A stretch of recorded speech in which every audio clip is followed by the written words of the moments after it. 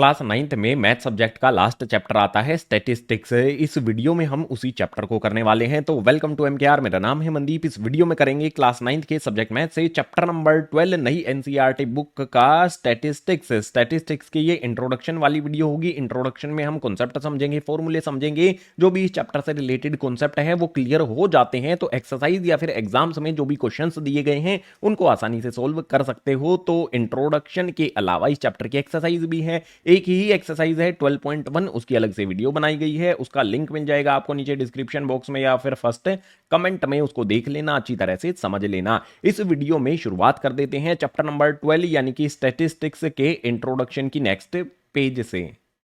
सबसे पहले ये समझते हैं कि स्टैटिस्टिक्स होता क्या है भाई, क्या करना होता है हमें स्टैटिस्टिक्स में। तो इसके अंदर दिया गया है हमें स्टैटिस्टिक्स की डेफिनेशन में, statistics is the study of data, review, analysis and draw conclusions from data. जो भी स्टैटिस्टिक्स होता है वो स्टडी ऑफ डेटा होता है, यानी कि जो भी डेटा होता है किसी भी तरह का उसकी स्टडी हमें करनी होती है। इस कॉन्सेप्ट में जो भी डेटा है उसको रिव्यू किया जाता है, उसको देखा जाता है, ठीक है, उसकी एनालिसिस की जाती है, उसी डेटा से हम ड्रॉ करते हैं कंक्लूजन्स को, यानी कि रिजल्ट हम निकालते हैं, हम कंक्लूजन निकालते हैं डेटा को देखकर कि भाई क्या और चीजें बेहतर कर सकते हैं। ठीक है, सो डेटा आज के टाइम पे बहुत इंपॉर्टेंट है। हर तरह का गवर्नमेंट जो है वो भी डेटा के अकॉर्डिंग अपनी पॉलिसीज बनाती है, जो कंपनीज होती हैं वो भी डेटा इकट्ठा करती हैं कि भाई और क्या करना चाहिए और कहां पर इंप्रूवमेंट करनी चाहिए। तो वो भी इसी तरह से अपने प्लान्स बनाती हैं कंपनीज को ग्रो करने के लिए। हर चीज में डेटा एक इंपॉर्टेंट रोल प्ले करता है।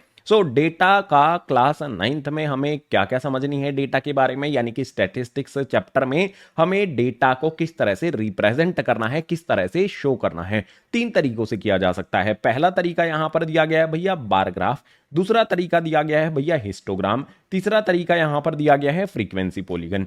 जो भी डेटा होगा उसको हम बार ग्राफ से शो कर सकते हैं, हिस्टोग्राम से शो कर सकते हैं, फ्रीक्वेंसी पॉलीगन से शो कर सकते हैं। अब किस कंडीशन में बार ग्राफ से शो किया जाएगा, किस कंडीशन में हिस्टोग्राम से, किस कंडीशन में फ्रीक्वेंसी पॉलीगन बनाया जाएगा, ये चीजें आपको समझनी पड़ेंगी। और ये bar graph, histogram, frequency polygon होता क्या है, किस तरह का दिखाई देता है जब हम डेटा को रिप्रेजेंट करेंगे, ये सारी चीजें अगर आपने समझ ली तो क्लास 9th के सिलेबस में स्टैटिस्टिक्स में इन तीनों के अलावा कुछ भी नहीं है। तो तीनों को एक एक करके समझेंगे। नेक्स्ट पेज पर शुरू करते हैं बार ग्राफ को।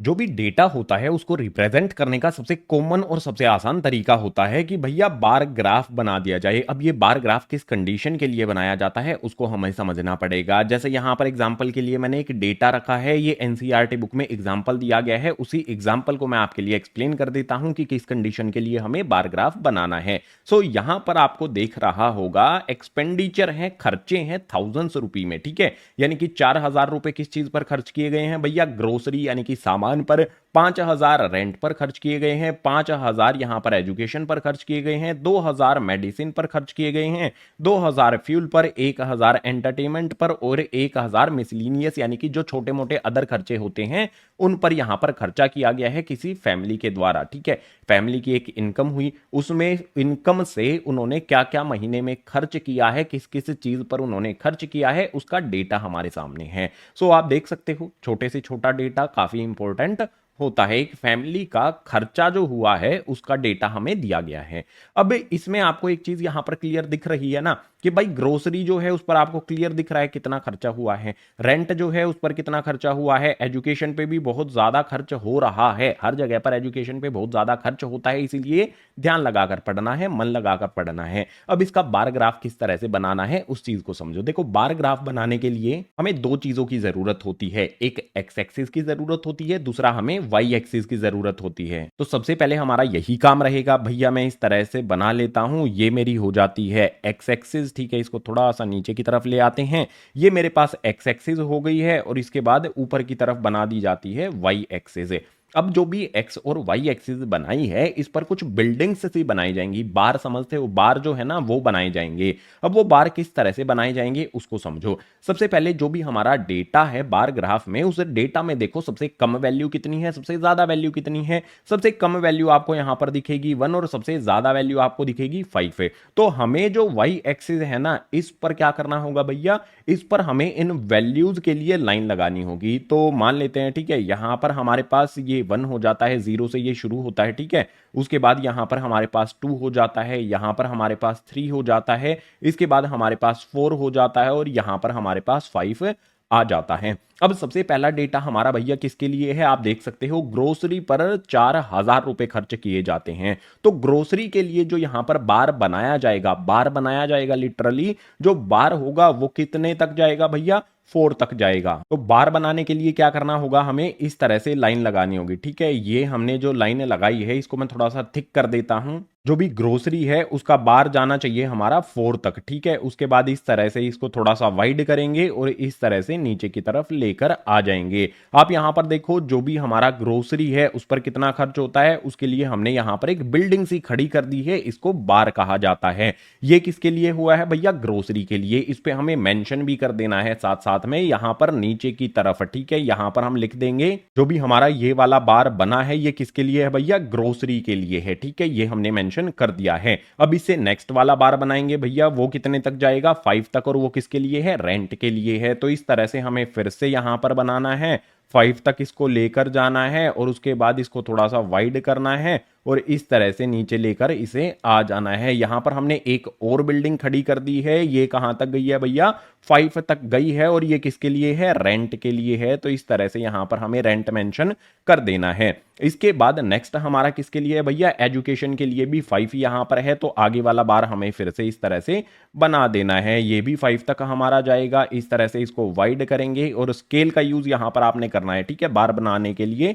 तो रेंट हो गया। अब ये किसके लिए बनाया है हमने, एजुकेशन के लिए, तो हमने यहां पर एजुकेशन को मेंशन कर दिया है। इसके बाद नेक्स्ट यहां पर आप देख सकते हो मेडिसिन के लिए है और ये कहां तक जाएगा भैया, डेटा देखो कितना दिया गया है, 2 दिया गया है, तो यहां पर हम इसको 2 तक लेकर जाएंगे। इस तरह से ये हमारा बार बन जाएगा, ठीक है। ये बार हमारा बनाया है 2 तक जो कि मेडिसिन के लिए है, ठीक है। इन पे लिख देंगे बाद में। अभी के लिए फ्यूल का जो नेक्स्ट वाला बार है भैया वो 2 तक जाता है, तो उस वाले बार को भी बना लेते हैं। ये हमारा नेक्स्ट जो है फ्यूल के लिए ये 2 तक चला गया है। इसके बाद नेक्स्ट यहां पर हमारा किसके लिए होगा, एंटरटेनमेंट के लिए 1 तक जाता है। तो हमें क्या करना होगा भैया, जो भी हमारी ये एक्सिस है ये छोटी पड़ रही है तो इसको और एक्सटेंड करना पड़ेगा।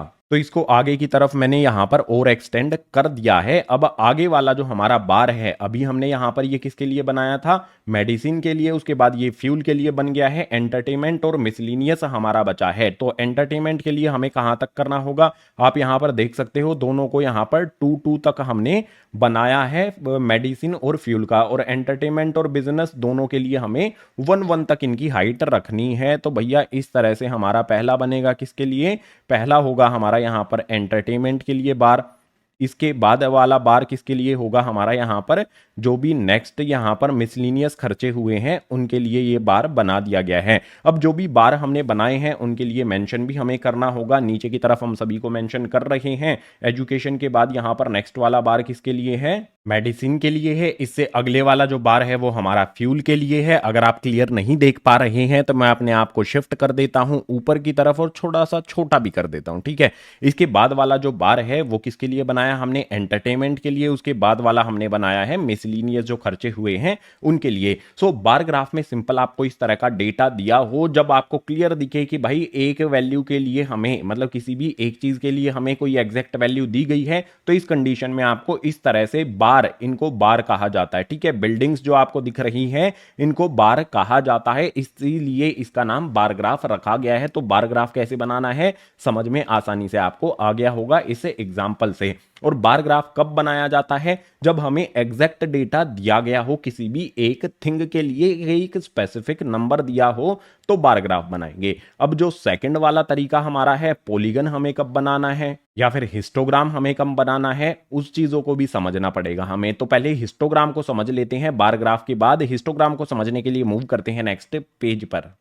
दूसरी चीज हमारे सामने निकल कर आती है जिससे हम डेटा को रिप्रेजेंट करते हैं, उसको कहेंगे हिस्टोग्राम। अब हिस्टोग्राम में भी भैया बिल्डिंग्स बनाई जाती हैं, बार बनाए जाते हैं। हिस्टोग्राम और बार ग्राफ में डिफरेंस क्या होता है ये समझना पड़ेगा आपको, और किस कंडीशन में हिस्टोग्राम बनाना है ये भी आपको पता होना चाहिए। अगर मैं पीछे वाले पेज पर जाता हूं, आप यहां पर देखोगे कि एक बार से दूसरे बार की तरफ जब हम जाते हैं तो इनके बीच में आपको हर जगह पर गैप देखने को मिलता है।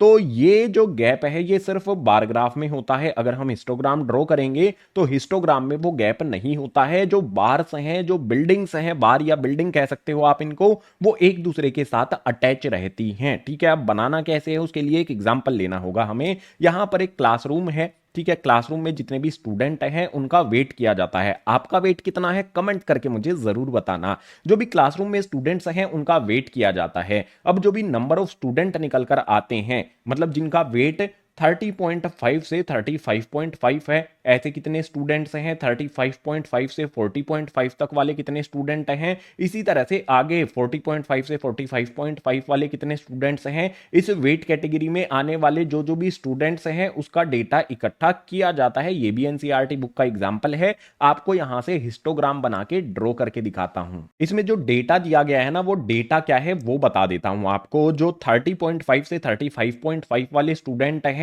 इसके वेट कैटेगरी में टोटल 9 स्टूडेंट्स आते हैं। इसके बाद इससे नेक्स्ट कैटेगरी में 6 स्टूडेंट्स आते हैं। इससे नेक्स्ट कैटेगरी में हमारे पास 15 स्टूडेंट्स आते हैं। इससे नेक्स्ट कैटेगरी में हमारे पास 3 स्टूडेंट, इसके बाद 1 आता है। और 2 ऐसे स्टूडेंट भी हैं जिनका वेट 55.5 से 60.5 आता है। तो 2 ऐसे स्टूडेंट भी निकल कर आ जाते हैं। सबसे पहले अगर आपको इस तरह का डेटा मिल जाए, सबसे पहले क्या कर लो भाई, टोटल कर लो। पीछे वाला जो हमारा था इसमें भी आप क्या करो, जो भी डेटा मिला है इनका आपने लास्ट में यहां पर टोटल भी कर लेना है। ठीक है, उससे डेटा को समझने में आसानी हो जाती है। तो जो हमारा इस वाले पेज पर डेटा है, अगर इनका टोटल हम करेंगे तो बुक में ही दिया गया है 36, जस्ट मैंने वही लिख दिया है। आप कैलकुलेट करके देख लेना, 36 ही ये होना चाहिए। तो क्लासरूम में टोटल 36 स्टूडेंट का जो वेट है उसका डेटा तैयार यहां पर किया गया है। और इस कंडीशन में क्या करा जाएगा भाई, हिस्टोग्राम बनाया जाएगा। अब हिस्टोग्राम क्यों बनाएंगे ये भी समझो। हमें यहां पर क्लास इंटरवल दिया गया है। क्लास इंटरवल क्या होता है, जब हमें किसी एक मार्जिन दिया हो। ठीक है, यहां पर क्या है भैया, 30.5 से 35.5 के बीच वाले जो स्टूडेंट हैं वो 9 हैं। तो यहां पर मतलब किसी का वेट 32 होगा वो भी इसमें आएगा, किसी का वेट 32 होगा वो भी इसी कैटेगरी में आ जाएगा। मतलब एक कैटेगरी बना के दे दी जाए तो उसे क्लास इंटरवल कहा जाता है और CI से इसको डिनोट किया जाता है। और जो भी नंबर ऑफ स्टूडेंट्स होते हैं इनको फ्रीक्वेंसी कहा जाता है, इसको F से डिनोट किया जाता है। इन बातों का आपने ध्यान रखना है। तो जहां पर क्लास इंटरवल आ जाए वहां पर हिस्टोग्राम बनाया जाता है। अब ये हिस्टोग्राम कैसे बनाना है भैया, हिस्टोग्राम बनाने के लिए भी हमें क्या जरूरत होगी, एक तो हमें यहां पर जरूरत होगी एक्स एक्सिस की, इसी तरह से हमें वाई एक्सिस की भी यहां पर जरूरत होगी। अब जो मैंने यहां पर एक्सिस बनाई है एक्स वाली, उसमें थोड़ा सा मुझे चेंज करना पड़ेगा। मुझे इसके इस तरह से ये ड्रॉ करनी पड़ेगी। आप कहोगे भैया यहां पर गैप क्यों छोड़ दिया, कोई गैप नहीं रखा मैंने। एक बात आपको यहां पर समझनी पड़ेगी, वो एक्सप्लेन करके मैं आपको बताऊंगा वो बात एग्जैक्टली क्या है। देखो इस तरह से मुझे यहां पर एक निशान लगाना पड़ेगा। ठीक है, ये निशान मैंने क्यों लगाया है, ये साइन मैंने क्यों लगाया है, आपको एक्सप्लेन करके मैं बताऊंगा। लेकिन अभी के लिए आगे बढ़ते हैं।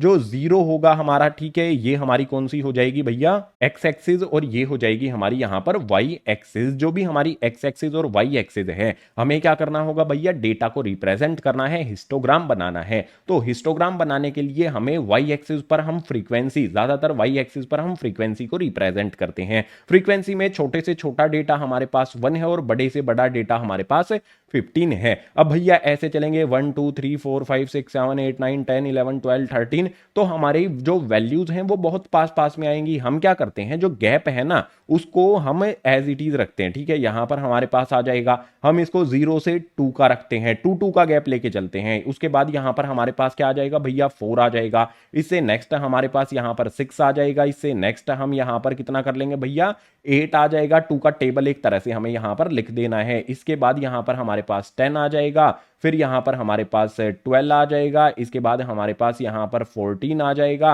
देन हमारे पास यहां पर 16 आ जाएगा। जो हमारा यहां पर y लिखा है इसको थोड़ा सा और ऊपर की तरफ लिख देते हैं। तो जो भी हमारी यहां पर वैल्यूज हैं उनको हमने 2 को गैप में रख दिया है। आपको डेटा समझना है। जस्ट आपको लगे कि 5 का गैप रखना चाहिए तो 5 का रख सकते हैं, 3 का रखना चाहिए 3 का रख सकते हैं, जो सुटेबल लगे आपको वो रख सकते हैं। अब यहां पर देखो हम 2 का गैप रख के इजीली डेटा को गैप प्रेजेंट कर सकते हैं, तो हमने भैया 2 का गैप रख लिया।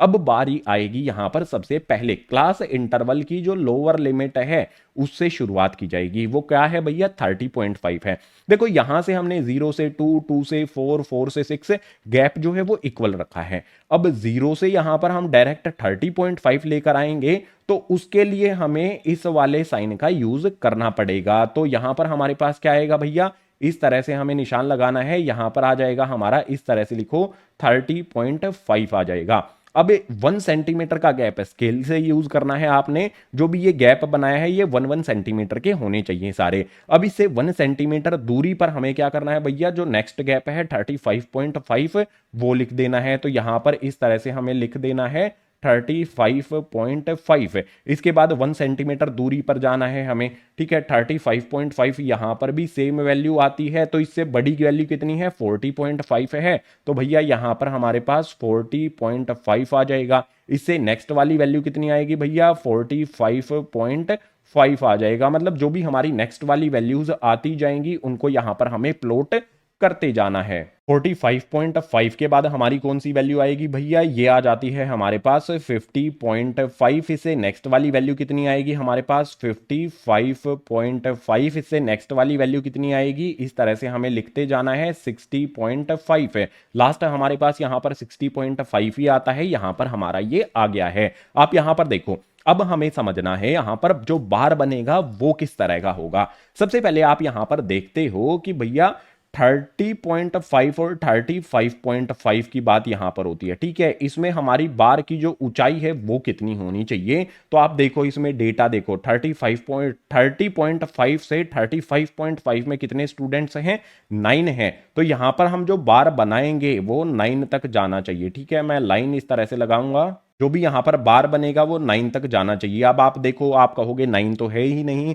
8 और 10 के एग्जैक्ट बीच में 9 होता है, ठीक है। तो इस तरह से हमारा ये बार जो है उसकी हाइट यहां पर बना दी जाएगी। ये हमारा बार हमने बनाया और इसकी हाइट ये हो गई है। तो 30.5 से लेके 35.5 तक हमारा ये 9 तक पहुंच गया है। इसके बाद क्या करेंगे भैया, इसके बाद अगला डेटा हमें देखना है, 35.5 से 40.5 तक देखना है। तो 35.5 से 40.5 आपको दिख रहा है, इसमें कितने हैं भैया, 6 हैं। और 6 के लिए हमें क्या रखना है भैया, यहां पर रखना है। तो हम क्या करेंगे, जस्ट यहां से इस तरह से एक लाइन ड्रॉ करेंगे और इसकी हाइट इस तरह से बना देंगे, ठीक है। जस्ट यहां पर हमें इस तरह से ये बार बना देना है। आप यहां पर देखो, फर्स्ट वाला बार और सेकंड वाला बार एक दूसरे से जुड़े हुए होते हैं हिस्टोग्राम जब हम बनाते हैं। इसके बाद नेक्स्ट जो हमारे पास यहां पर वैल्यू आई है वो कितनी है भैया, 15 है। तो भैया इसकी हाइट हमें 15 करनी पड़ेगी। तो इसी को हम बढ़ाएंगे, यहां पर हम इसको 15 तक लेकर जाएंगे। आप कहोगे 15 कहां पर आएगा भैया, 16 और 14 के बीच में आएगा। तो इसको इस तरह से हम बढ़ा देंगे, इसी को बढ़ाएंगे पहले, ठीक है। ये हमारा यहां पर ऑलमोस्ट हो गया है 15 और इसको भी इस तरह से बढ़ा देंगे। ये हमारा इस तरह से इसको कनेक्ट कर देना है। आप यहां पर देखो ये किसके बीच में आया है, 14 और 16 के बीच में, यानी कि 15 तक हमने इसको बढ़ा दिया है। इसके बाद 45.5 से 50.5 इस वाले पार्ट में देखो कितना डेटा दिया गया है भैया, 3 दिया गया है। और 3 कहां पर आएगा, 2 और 4 के बीच में आएगा। तो यहां पर हमें जस्ट इसको 2 और 4 तक इंक्रीज करना है और इस तरह से ये बार बना देना है। आप इस वाले बार को कंपेयर करो, ये 2 और 4 के बीच में आता है। इसके बाद 50.5 से 55.5 का जो डेटा है उसमें 1 आता है। तो भाई 1, 0 और 2 के बीच में आएगा। तो इसकी हाइट कितनी रखनी होगी हमें, ये आपने समझना है। तो थोड़ा सा इसको बढ़ा के इस तरह से कनेक्ट कर देंगे, 0 और 2 के बीच में ये आएगा, यानी 1 इसका हो जाएगा। इसके बाद हमारे पास 2 करना है। तो 2 के लिए भैया 2 तक इसको लेकर जाएंगे, ये 2 तक गया है हमारा और इस तरह से इसको हमें यहां पर ज्वाइन कर देना है। आप यहां पर देखोगे हिस्टोग्राम में तो आपको जो बार हैं वो बिल्कुल एक दूसरे से जुड़े हुए दिखाई देते हैं। अब यहां पर एक बात आती है, डेटा जो है इसमें जो क्लास इंटरवल है वो कंटिन्यूअस क्लास इंटरवल है। आप देखो यहां पर 35.5 है और यहां पर भी 35.5 है, यहां पर 40.5 है, यहां पर भी 40.5 है। अगर हमें इस तरह से ये वैल्यूज अगर हमें इक्वल नहीं दी गई हों तो हमें सबसे पहले इन वैल्यूज को इक्वल करना पड़ेगा, उसके बाद हिस्टोग्राम ड्रॉ करना पड़ेगा। अगर ये वैल्यू इक्वल नहीं है तो हिस्टोग्राम ड्रॉ नहीं किया जा सकता है। सबसे पहले इस तरह से अगर हमें ये वैल्यू इक्वल नहीं दी गई है तो पहले वैल्यूज को हमें इक्वल करना पड़ेगा। अब कैसे इक्वल किया जाएगा, उस तरह के क्वेश्चंस जब हमारे सामने आएंगे एक्सरसाइज में, जब आपको ये समझा दिया जाएगा, उसके लिए एक्सरसाइज वाली वीडियो बनाई गई है, उसको अच्छी तरह से देख लेना है, सारे डाउट आपके क्लियर हो जाएंगे। हिस्टोग्राम भी हमने समझ लिया, बार ग्राफ भी हमने समझ लिया। अब बारी आएगी फ्रीक्वेंसी पॉलीगन की। फ्रीक्वेंसी पॉलीगन क्या होता है, किस तरह से ड्रॉ किया जाता है, उसको समझने के लिए मूव करेंगे नेक्स्ट पेज पर। बात करेंगे फ्रीक्वेंसी पॉलीगन की। फ्रीक्वेंसी पॉलीगन क्या होता है, इसको समझने के लिए सबसे आसान तरीका क्या होता है भाई, फ्रीक्वेंसी पॉलीगन में जो भी हमारा डेटा होता है उसमें आपको बिल्डिंग्स नहीं बनानी होती हैं, ठीक है, उसमें बार आपको नहीं बनाने होते हैं। इस फ्रीक्वेंसी पॉलीगन में लाइंस बनाई जाती हैं। अगर कोई बड़ा डेटा दिया गया है तो उसके लिए फ्रीक्वेंसी पॉलीगन का यूज किया जाता है। जैसे यहां पर क्लासेस हमें दी गई हैं, इसमें आप देखो क्लास इंटरवल कितना है भैया, 140, 150, 150 से 160। यहां पर हमें फ्रीक्वेंसी जो दी गई है वो क्या है भैया, 5 है, 10 है, 20 है, 9 है, 62 है। तो इन सभी को ऐड करने पर, टोटल करने पर आपको मिल जाएगा 52। ठीक है, बहुत सिंपल चीज, हमें यहां पर डेटा दिया गया है। जब भी फ्रीक्वेंसी पॉलीगन आपको बनाना होगा तो आपको खुद से एक चीज फाइंड करनी होगी। वो चीज क्या है भैया, उस चीज को हम कहेंगे क्लास मार्क। भाई क्लास मार्क आपको खुद फाइंड करने होंगे, उसके बाद ही फ्रीक्वेंसी पॉलीगन बनाया जा सकता है। अब आप कहोगे क्लास मार्क क्या होता है भैया, क्लास मार्क फाइंड करने के लिए जो फॉर्मूला होता है वो मैं आपको बता दूंगा। अभी के लिए ये समझो कि जो भी हमारा डेटा दिया गया होता है वो डेटा कंटिन्यूअस डेटा होना चाहिए। जो भी इंटरवल होता है, क्लास इंटरवल है, वो कंटिन्यूअस होना चाहिए। देखो 150 यहां पर है, 160 भी कंटिन्यूअस डेटा हमारा यहां पर हमारे पास आ जाता है। तो कंटिन्यूअस डेटा के लिए क्लास मार्क फाइंड किया जाता है। अब ये समझो कैसे फाइंड करना है। आपको क्या करना है, जो भी दो क्लासेस आपको दी गई है ना, 140, 150, क्लास मार्क ये वाला जो आपको कॉलम दिया गया है, ये वाला कॉलम आपको नहीं मिलेगा, ये आपको खुद से बना लेना है। ठीक है, इसके बाद इस तरह से बना सकते हो, या फिर जस्ट क्लासेस जो होगी, क्लास इंटरवल होगी, उसके बाद आप इस तरह से बना सकते हो जैसे मैंने बनाया है। उसके बाद फ्रीक्वेंसीज को लिख देना है, जो भी फ्रीक्वेंसीज हमें दी गई होंगी। सो क्लास मार्क के लिए हमें क्या करना होगा, क्लास मार्क इसको मैं लिखूंगा CM। क्लास मार्क को कैसे फाइंड किया जाता है, जो भी हमारी क्लास इंटरवल होती है उन दोनों को हमें ऐड करना होता है। 140 और 150 दोनों को ऐड करेंगे तो ये हो जाएगा हमारे पास, सॉरी एक सेकंड, 140 यहां पर आ जाएगा, प्लस में हमारे पास 150 आ जाएगा, और इन दोनों को ऐड करके हमें 2 से डिवाइड करना है। जस्ट इतना ही काम करना है, आपको क्लास मार्क मिल जाएगा। तो दोनों को कर लो भैया ऐड, 140 150, ये कितना हो जाएगा आपको, 290 हो जाएगा। अब 290 को अगर मैं 2 से डिवाइड कर दूंगा तो 145 मुझे मिल जाएगा। यानी कि भैया जो भी हमारा फर्स्ट वाला क्लास इंटरवल है, इसके लिए क्लास मार्क कितना हो जाएगा, 145 यहां पर हो जाएगा। ठीक है, 145 यहां पर आ जाएगा। इसी तरह से 150 और 160 को ऐड करो भैया। अब फिर से हमें कैलकुलेशन करनी होगी, तो जो भी यहां पर हमने की है उसको रब करेंगे। 150 यहां पर मैं लिखूंगा, प्लस में यहां पर आ जाएगा, पहले 150 ही आएगा, उसके बाद आएगा प्लस में 160। इन दोनों को ऐड करके 2 से डिवाइड किया जाएगा। दोनों को ऐड करेंगे तो हो जाएगा 310, 2 से डिवाइड करूंगा तो ये हो जाएगा मेरे पास 155 है, तो यहां पर मेरे पास 155 आ जाएगा। इसी तरह से आगे यहां पर कितना है, 160 और 170 दोनों को ऐड करेंगे तो 330 हो जाएगा। 330 को 2 से डिवाइड किया जाएगा तो ये हो जाएगा मेरे पास 165 है। इससे नेक्स्ट वाला जो हमारा ये है 170, 180, इन दोनों को आपने ऐड करना है, उसके बाद 2 से डिवाइड करना है, तो आप देखोगे कि 175 आपको मिल जाएगा।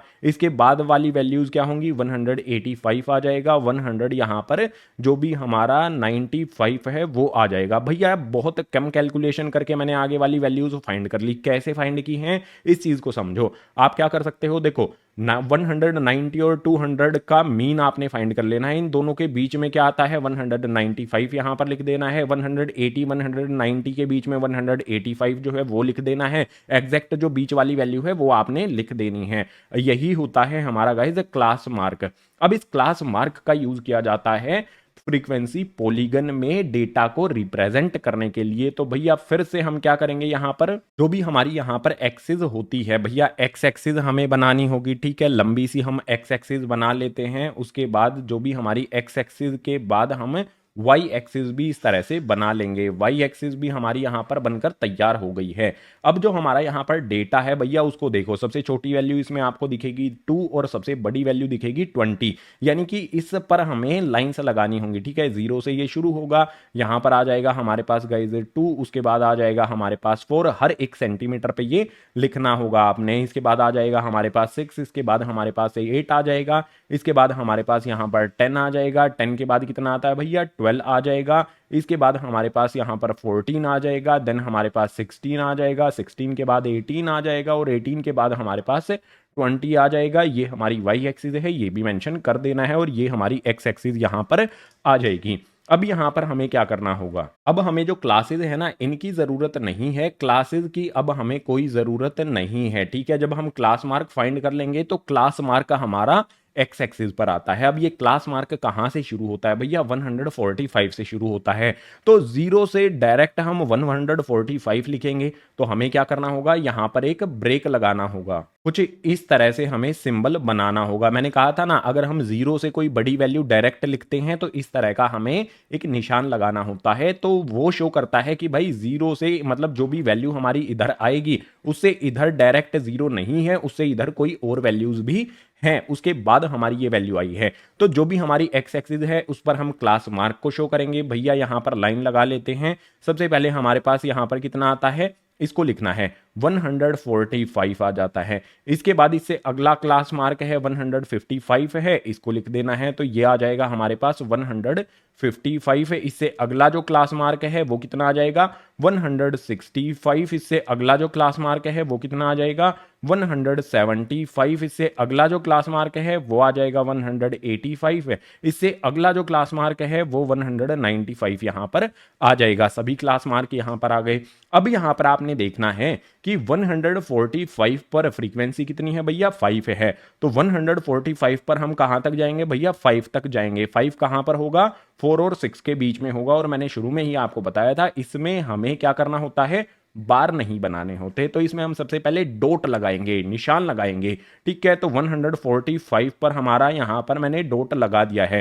देखो 145 पर है और यहाँ पर 5 है, तो डॉट जहां पर भी ये परपेंडिकुलरली एक दूसरे को मिलेंगे वहां पर लगाया जाएगा। अब 155 पर कितना है 10, तो 155 को हम इस तरह से 10 तक लेकर जाएंगे, जहां पर भी ये एक दूसरे को कैच करेंगे, मीट करेंगे, वहां पर इस तरह से हमें बार डॉट बना देना है। ठीक है, ये डॉट हो गया है मेरा 155 पर 10 यहाँ पर फ्रीक्वेंसी मुझे मिलती है। 165 पर कितनी मिलती है भैया 20, तो 165 और यहाँ पर हमें 20 मिल जाता है, ये मैंने उसके लिए डॉट बना दिया। 175 के लिए कितना होगा भैया 9 होगा, और 9 कहाँ पर आएगा 8 और 10 के बीच में आएगा, तो 175 पर जो डॉट हमें बनाना है वो ये बना दिया। इसके बाद आगे 185 के लिए हमें 6 करना है, तो 185 यहाँ पर हमारे पास आएगा, ये होगा हमारा पॉइंट, तो यहाँ पर भैया पॉइंट बना देते हैं। इसी तरह से नेक्स्ट हमारे पास क्या होगा भैया 195 के लिए 2 आ जाएगा, तो 195 के लिए 2 आप देखो नीचे ही आता है हमारा,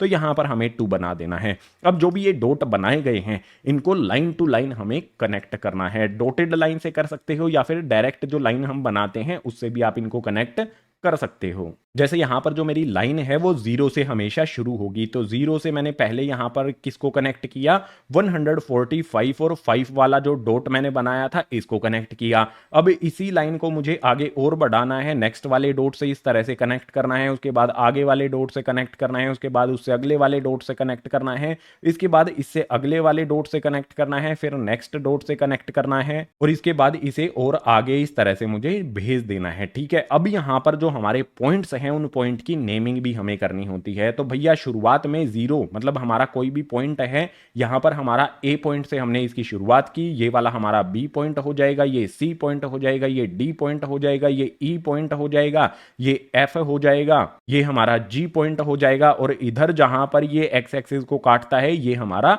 एच पॉइंट हो जाएगा। तो इस तरह से फ्रीक्वेंसी पॉलीगन जब बनाओगे तो उसमें आपको डॉट लगाने होंगे, उसके बाद डॉट्स को लाइन से कनेक्ट कर देना है, और हर एक डॉट जो आप बनाओगे, बिंदु पॉइंट जो बनाओगे, उनकी naming A B C D E F G H I जहां तक भी आप कर सकते हो वहां नेमिंग आपने कर देनी है।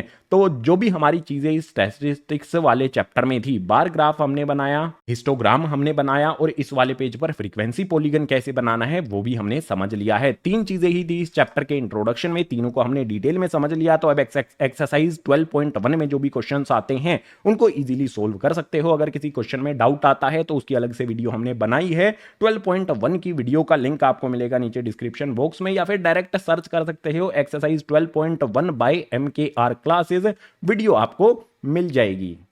उम्मीद करता हूं जो भी कॉन्सेप्ट एक्सप्लेन किए गए हैं सभी कॉन्सेप्ट आपको समझ आ गए होंगे। अगर आ गए हैं तो वीडियो को लाइक कर देना है अभी की अभी, और अभी की अभी क्लासमेट्स के साथ शेयर भी कर देना है। जितने भी नए स्टूडेंट्स आते हैं MKR क्लास 9th चैनल पर, चैनल को सब्सक्राइब करके बेल आइकन भी प्रेस कर लेना है ताकि वीडियोस के नोटिफिकेशन आपको रेगुलर मिलते रहें। इसके अलावा क्लास 9th की जो भी वीडियोज हैं आपको रेगुलर मिलती रहेंगी।